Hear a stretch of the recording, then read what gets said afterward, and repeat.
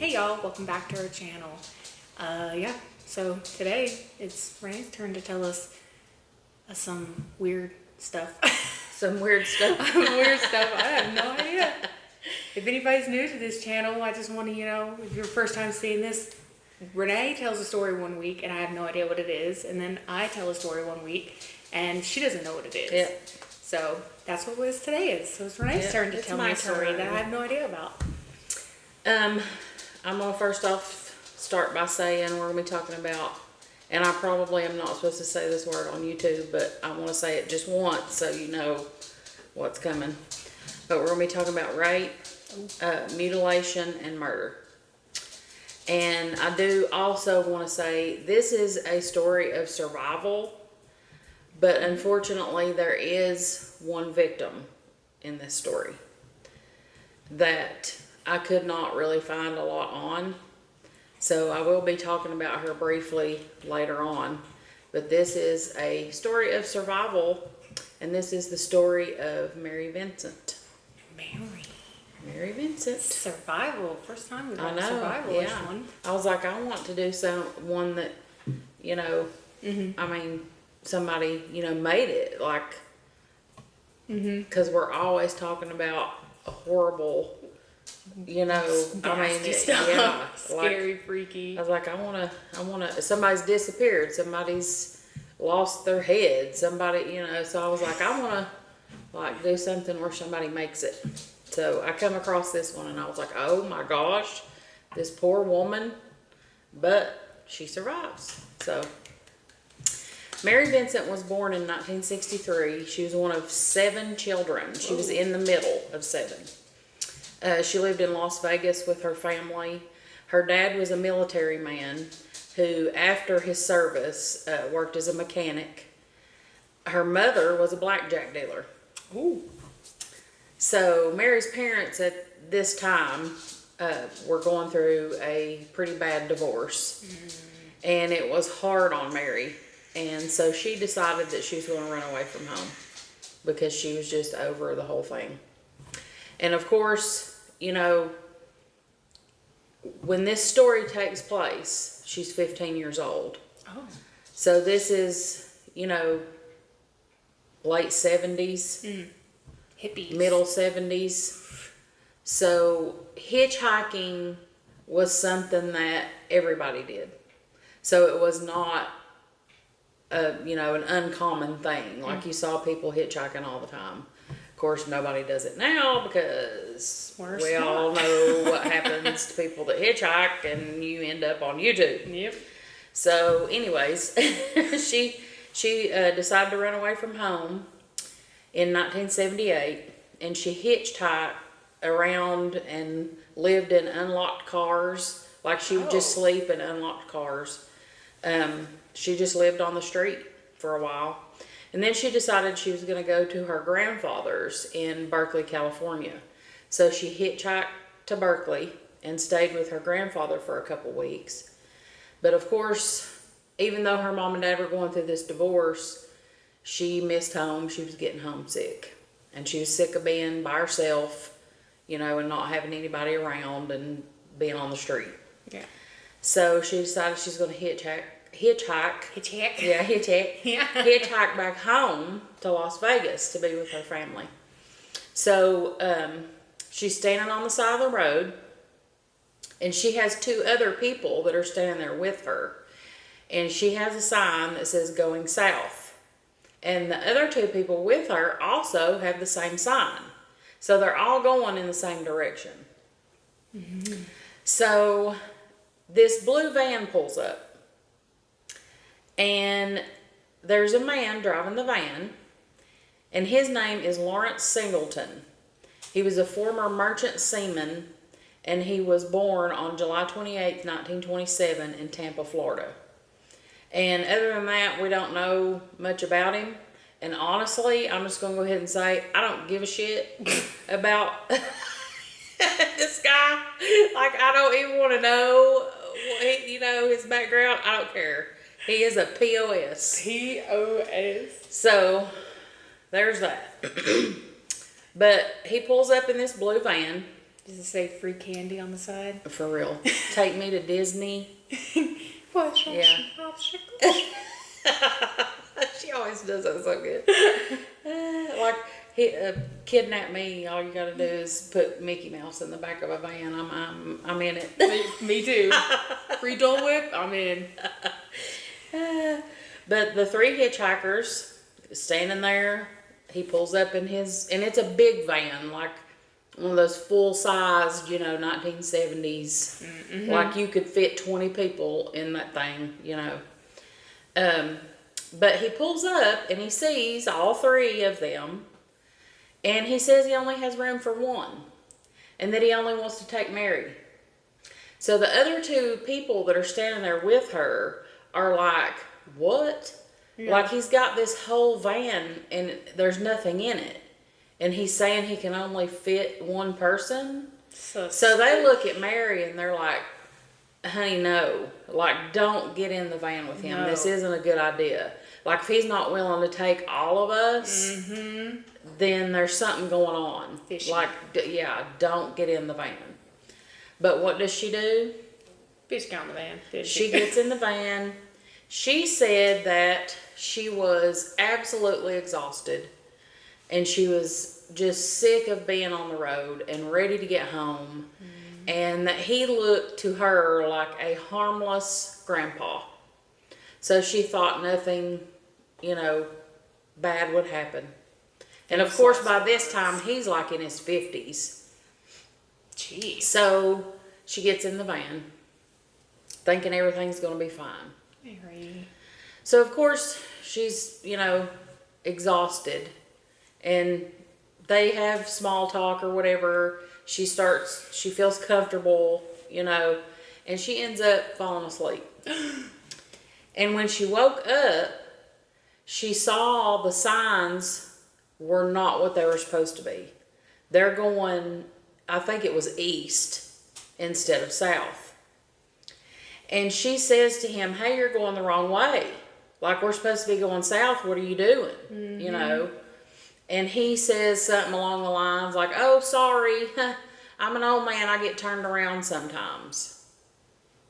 So he turns around and starts going the way they're supposed to be going. But after just a few minutes, he pulls off on a deserted road. And they're out in the middle of nowhere, nobody's around, they're on this deserted road.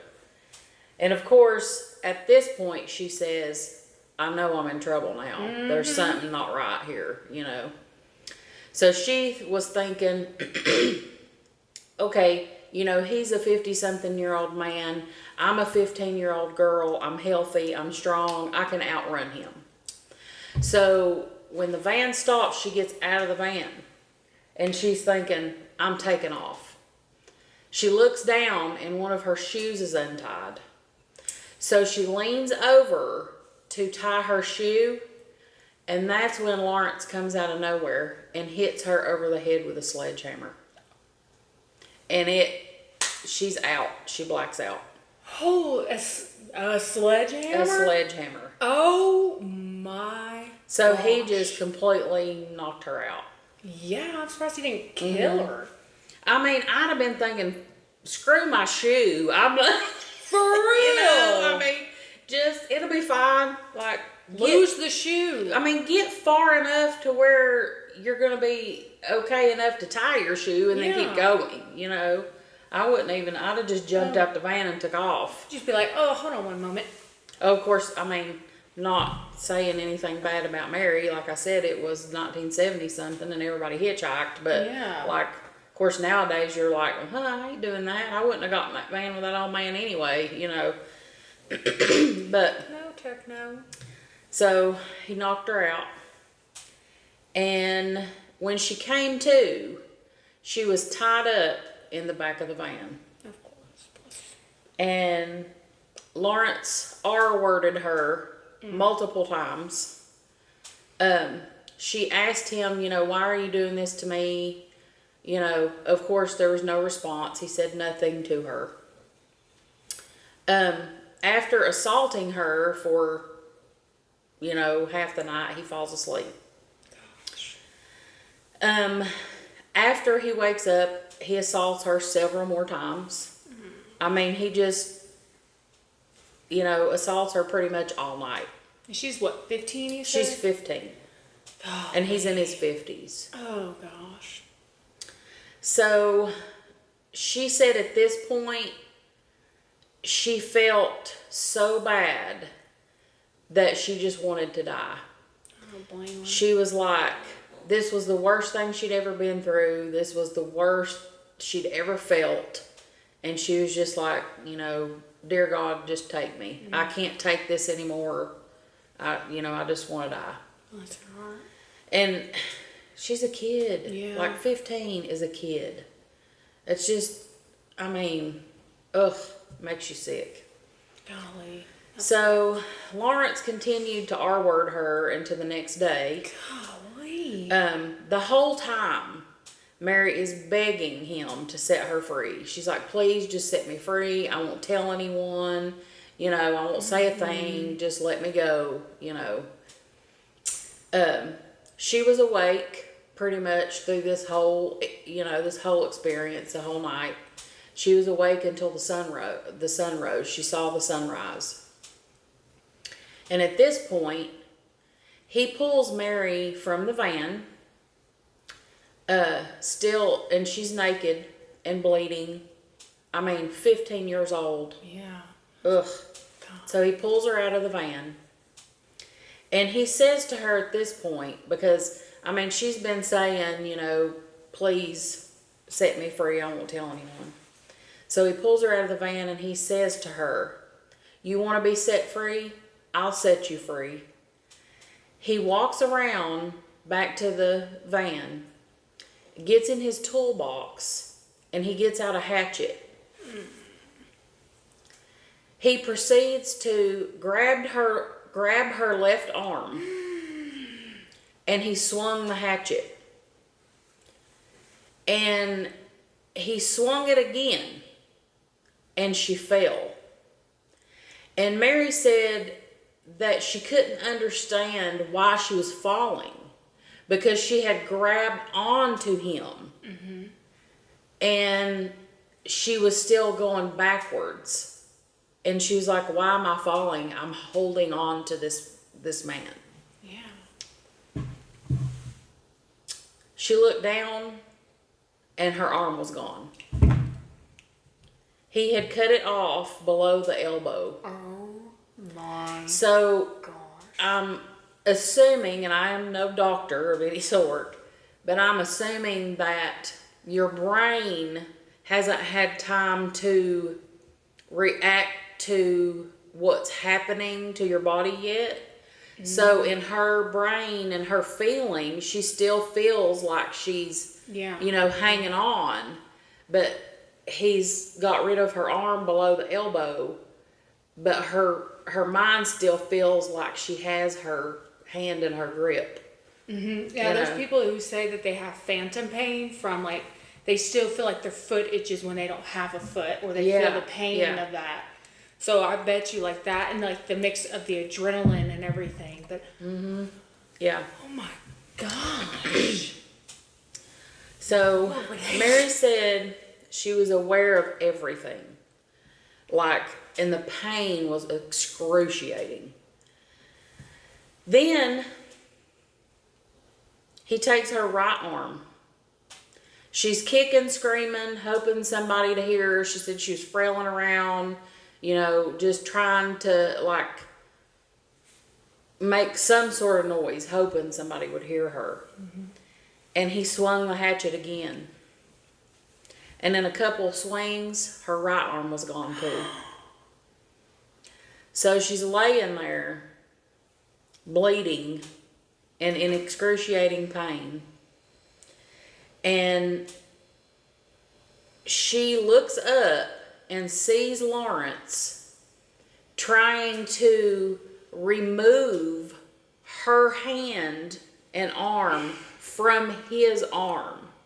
So evidently before he cut her right arm off, she had gripped him so hard that her hand was actually still gripped to his arm.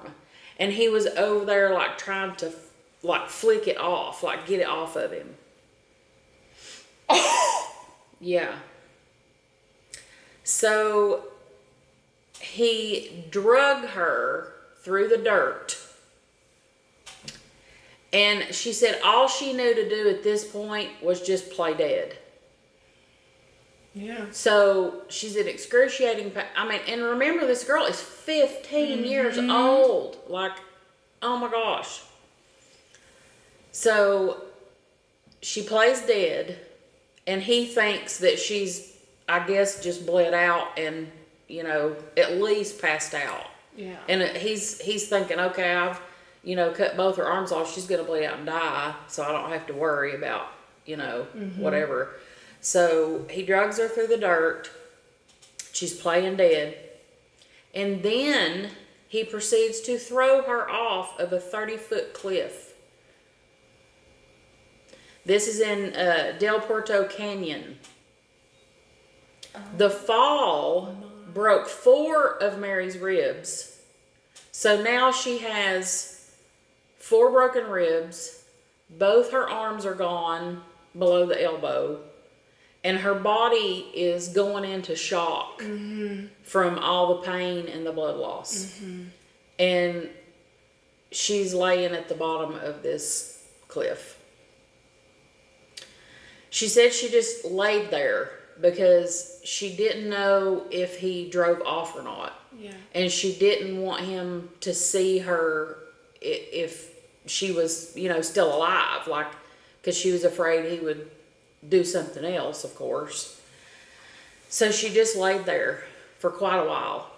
And now, you know, you have to remember too, when this is happening, she just saw the sunrise. Like, this is like in the beginning part of the day. So she's laying down there, and she said she just felt like she was so cold, and she was getting sleepy. Blood loss. Yeah. But she said there was a voice in her head that said, you cannot fall asleep. You have to do something. Like, he may do this to somebody else, and you cannot let him get away with this. You cannot let him do this to somebody else. You've got to get up. So at this point, she gets her composure, gets up, and she's thinking she's got to stop some of this bleeding. So this 15-year-old girl takes dirt from the ground, and with the blood that's coming from her arms, makes a paste with her blood and dirt on the ends of her arms to stop the bleeding. And then she remembers, you know, people saying, hold a womb up over your heart. Yeah. So she holds her arms up. She's sitting there, made this paste on her arms, and sitting there with her arms up, just trying to get this to stop, you know. Then she proceeds to pull herself up this 30-foot cliff. And she makes it to the road. And by this time, it's dark outside. So this whole thing has happened all day. It's taken her all day to get her composure and do this to herself and get her up this cliff. It's nighttime. So it's probably like let's say sun rose at 7 o'clock in the morning and sunset at like 7 o'clock at night. Yeah, I mean, it's been at least 12 hours. Yeah. She's been, you know, trying to get herself up off this cliff. Yeah. So she makes it to the road, and she couldn't see much because it's dark. She's out in the middle of nowhere. The only thing that's helping her, she said, was the moon. So she could hear, though, cars in the distance. So she's like, I've got to follow this noise of the cars. I've got to get out there and get somebody's attention. So she follows the noise of the cars passing by. And she walked 3 miles. and Gosh. made it to the highway. The first car that she tried to flag down was a red convertible with two men, but they drove right by her. And Mary said that she didn't even blame them because she probably looked like something from a horror movie, covered in blood, covered in dirt, no hands. Like, you know, she said she wasn't mad at them. And she's naked too. And she's naked. Yeah. She had, I mean, oh my God. she said I must have looked like something from like a Fright Night movie. So she's out there still trying to flag somebody down. So the second car was a couple on their honeymoon. And they had gotten lost trying to get wherever they were going, but come upon her and they stopped. And they helped her into their car. And of course, back then, there's no cell phones. You know, we're talking 1970s. Nobody's got a cell phone. So the couple drove as fast as they could. Mary says she remembers the tires peeling out, like they made a noise. They were trying to go so fast to get her, you know, somewhere. So they drove to the nearest phone and they called 911. The paramedics came and helped her. And then they flew a helicopter in and they took her by helicopter to the hospital. Good. Mary had lost half the blood in her body. Whoa. And the other half had became a toxic level. So they get her all fixed up, you know, in the hospital, doing what they're supposed to be doing. She's going to be okay. Thank you. So it wasn't long that she was in the hospital when she started working with a sketch artist. Because, of course, she's like, you know, go back to the cliff. She's laying down there like, I've got to get up. I can't let this man do this to somebody else. This is horrible, you know. So she immediately starts working with a sketch artist. Good. So they get a picture of Lawrence and they release it to the public. And a man comes forward and he says to the police, "That looks like my neighbor, Lawrence Singleton." Within 10 days, Lawrence was caught. They had him in custody. It didn't take long. That's what I want to do. This is gonna make you so mad, y'all. Okay. It's not over. I'm sorry, but it's not over. Son of a biscuit eater. So the next time Mary would see Lawrence was in court, and she was nervous. I mean, Yeah, I don't blame her. Somebody just chopped her arms off. he just chopped her arms off and left her for dead. Like, so they're in the courtroom and he's only 10 to 15 feet away from her and she's having to testify, but she wasn't going to let him do this. She was testifying. Strong woman, so we love. So she gets on the witness stand, tells her whole ordeal. But that was hard, like reliving that. And of course, we've said this before in our other videos. They're in California, okay? Renee, don't even. I'm angry already.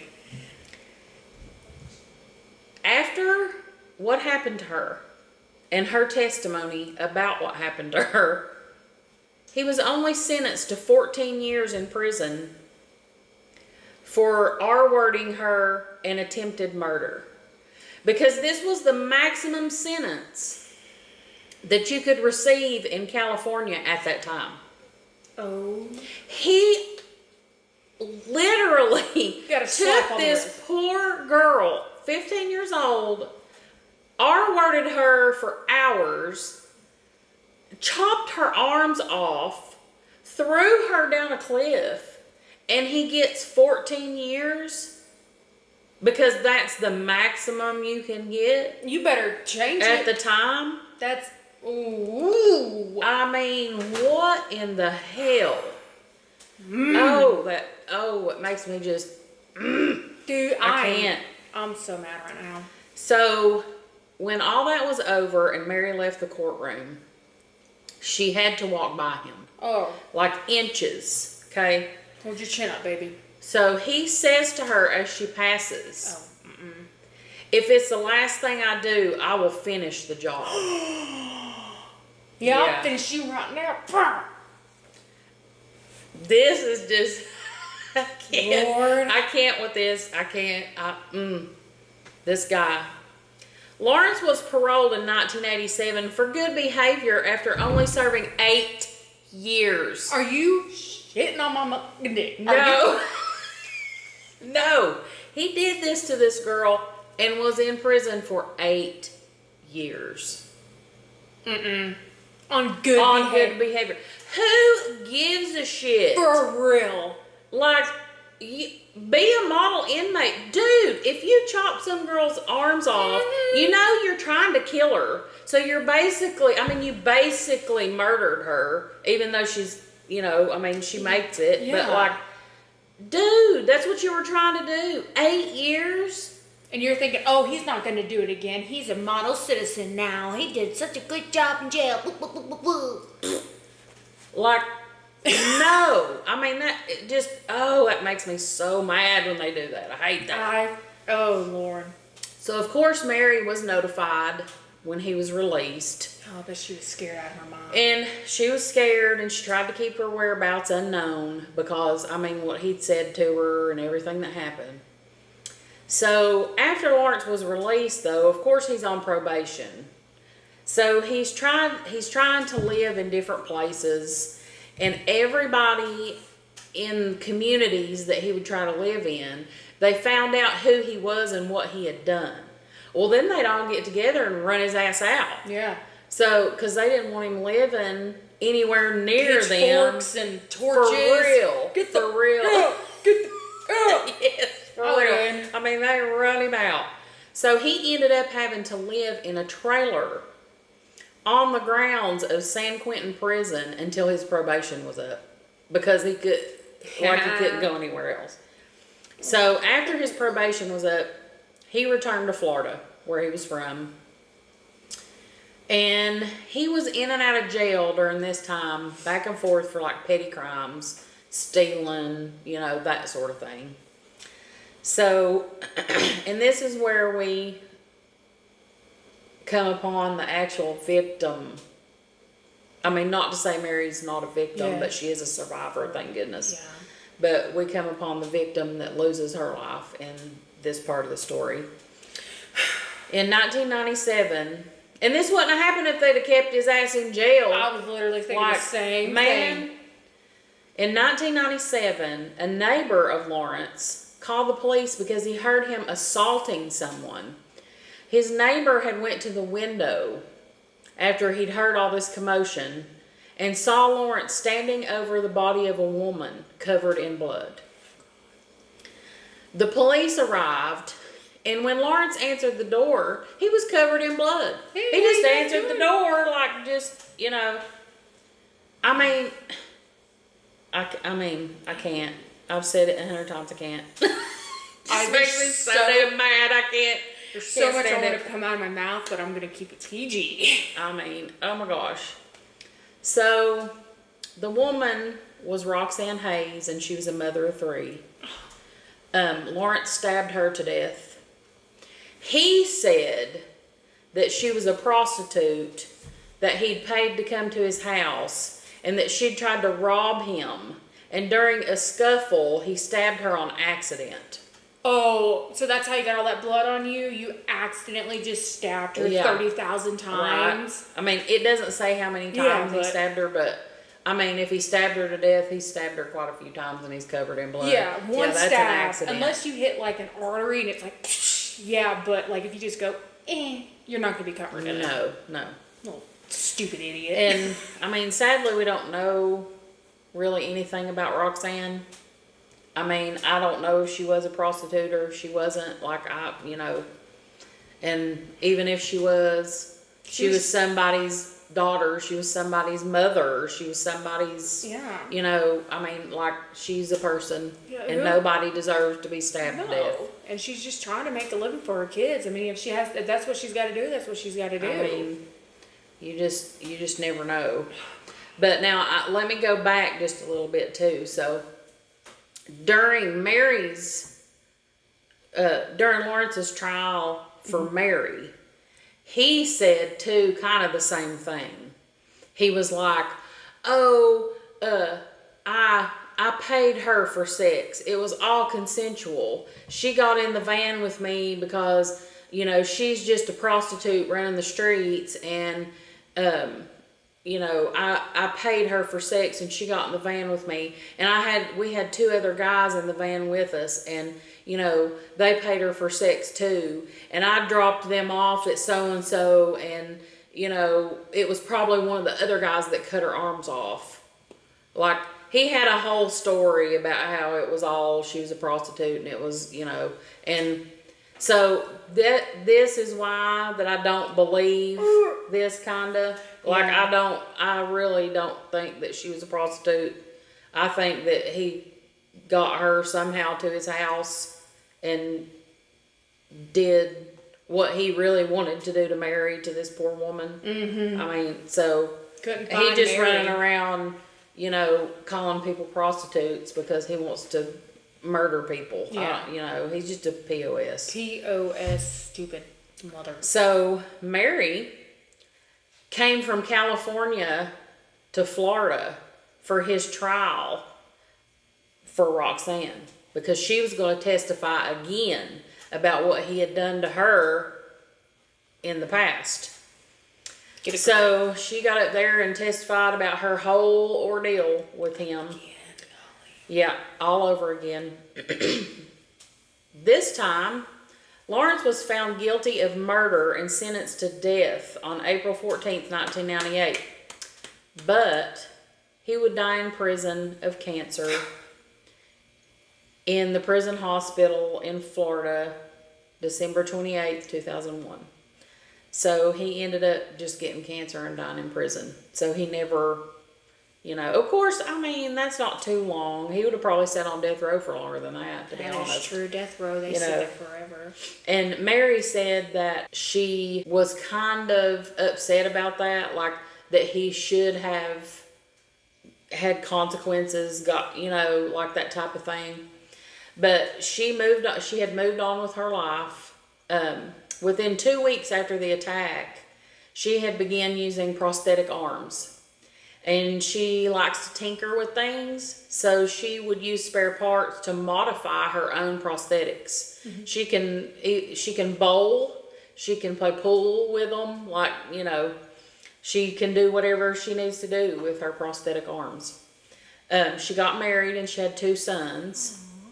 And she said that, you know, when Lawrence died of cancer in prison, that when she was having those feelings about, like, he should have had some sort of consequences and not got off just by dying of cancer. Mm-hmm. But she said that she saw the relief on her 2 sons' faces that he was not here anymore. So that gave her peace, because she knew that her family now would not be scared of him being around or doing something to her or them, or, you know. Mm-hmm. So that was her peace. Good. That's right. So she is a victim's advocate, and she speaks about her ordeal all the time. She does speeches for victims' rights, and she's also an artist. Oh. She draws family and individual portraits. And of course, she also draws powerful women like female superheroes and stuff like that. And Mary, you are a superhero. Yes. Wherever Mary. you are a superhero. Golly, Mary. That was, I mean, that's amazing what you did. 15 It really is. to think, like, let me do this. I gotta get up. I gotta do it. Like, Yeah. whoa. Yeah.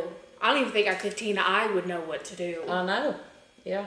Golly, Mary. But that was the story of Mary Vincent. Damn. That was amazing, but Lord, Renee. I know. Mary, like I said, you're a superhero if you're out there and you see this. Like, I totally respect everything you did. Mm-hmm. But when I was reading, and I just felt so bad. Like, I was like, this poor woman, this poor girl. Like, oh my gosh. Yeah. That was awful. I couldn't imagine 15 years old going through that. Same. But what a sicko. I know. Like, you know, and then, he gets 8 years for good behavior. And then he's out and he kills this other poor woman. When will they learn not to let people out that do stuff like that? They're going to do it again. If they do it once, they're going to do it again. I mean, that's just ridiculous. That made me so mad when I was reading that. It's like, okay, they do this. He doesn't kill Mary. And then it's like, oh, okay. And then he does go out and kill somebody. It's like, okay, now we have to do something. Yeah. You know what I mean? It's like somebody has to actually lose their life before they can do anything. Yeah, for them to actually do It's the same thing as like, you know, women being abused. Like, they can't do anything. It's like, I'll get a restraining order. Well, that's bullshit. Yeah. Like, that doesn't do anything. You know, like, he could beat you up 900 times and they still can't do anything. And it's like, you have to wait until they lose their lives before anything can happen. And that's just sad. Same thing with the stalkers and stuff. There's nothing they can do. It's just sad. I think that there should be more laws built around that. Yeah. And everything. Like, there needs to be things to protect women and men. I mean, it happens to men. Yeah, domestic violence happens to men, happens to women, happens to... I mean, there's crazy stalkers of all, you know. Got somebody living in your walls. Yeah, like last week's video. Yeah, last week you see that too. That was freaky.